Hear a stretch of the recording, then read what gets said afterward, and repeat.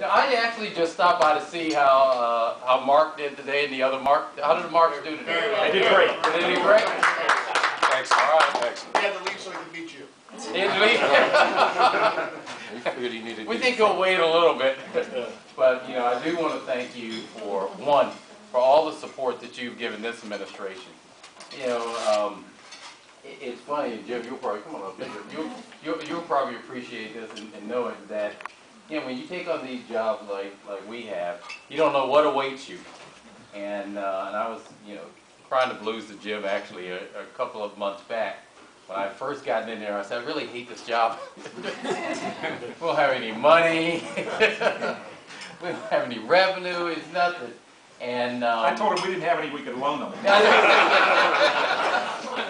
But he did say he had talent that he could loan us, and I said, I'll take you up on it because we're short on talent. Judge, how are you doing? Thank you. Always good to be in your pleasure. The courts, there's plenty of money for the courts, just in case.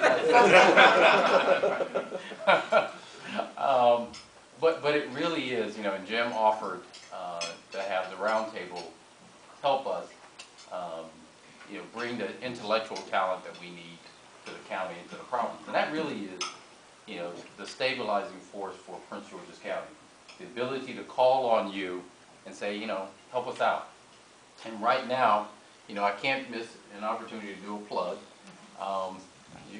Jim appreciates this. I've got a budget down in the council.